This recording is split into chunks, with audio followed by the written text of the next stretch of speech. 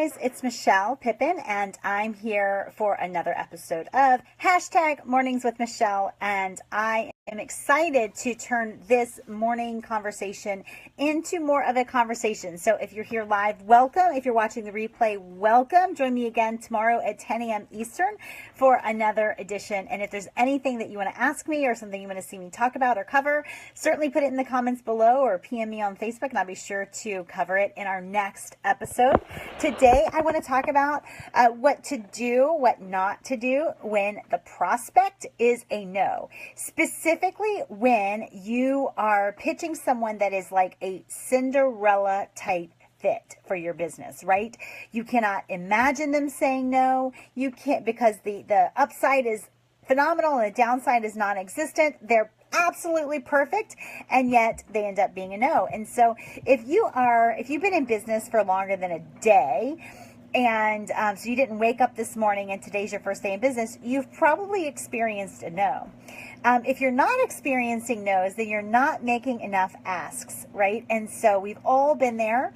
We're all going to be there again. We will invite people into a professional relationship, and they will say no to us, or they will, not respond, or what have you. And in the past, when this has happened to me, and I wrote about this probably actually I just pulled it up here. Let me see when I wrote about this for the first time.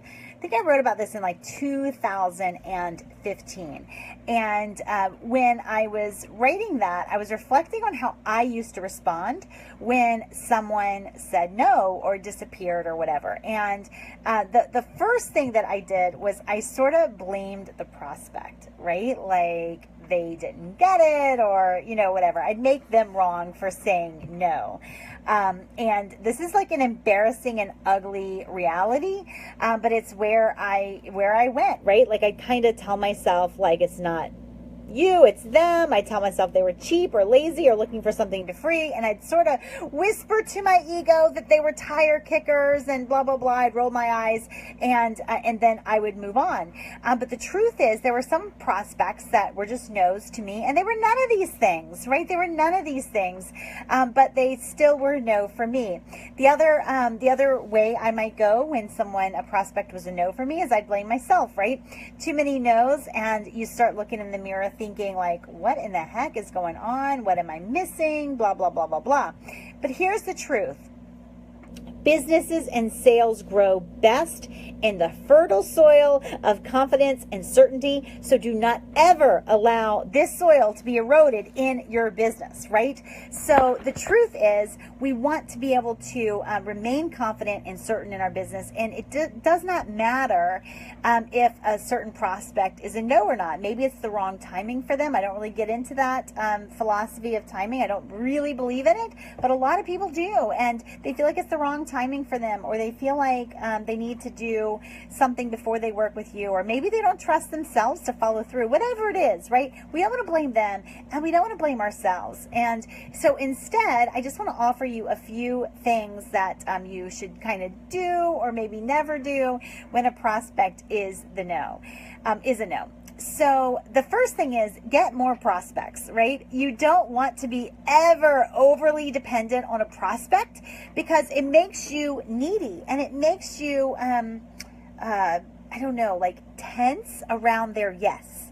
And so always have more prospects than you know what to do with. This is something that you can and should be doing each and every day in your business, which is generating demand for your work. If you're a Women Who Wow member in our training library, there's a great training video on generating demand for your work. This is different than marketing.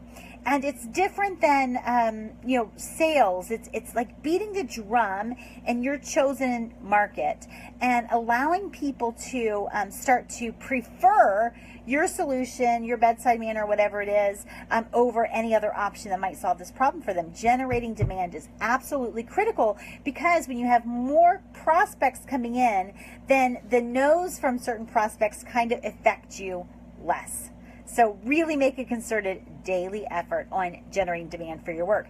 The second thing, never, ever, ever blame the prospect, right? It's your job to cast a vision for their preferred future that is strong in their mind, right?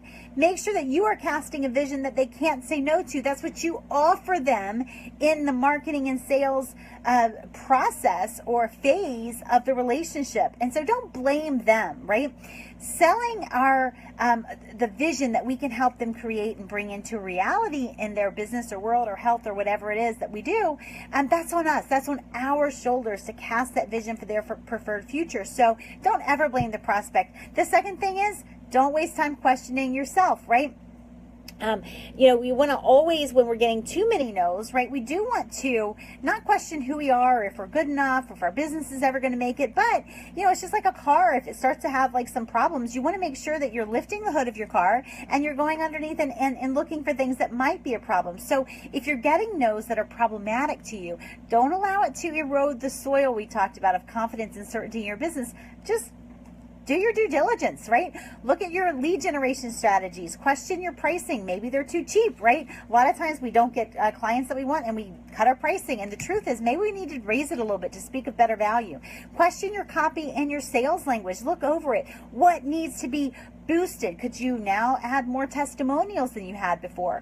Could you tighten it up a little bit? Could you add more to what they're going to get in each different phase of whatever you're asking them to buy? Question how and when you make your ask. Maybe you're going in too early and making an ask too early, but never, ever, ever question and doubt yourself. There's just, there's too many things that depend on your confidence and certainty in your business. The final thought for today's Mornings with Michelle is yes lives in the land of no. I got this from Steve Chandler, who you can find at stevechandler.com. But here's what he told me. He said, yes lives in the land of no. And there is no land of yes, where yeses live all by themselves. So every no is getting you closer to a yes. Every yes lives in the land of no.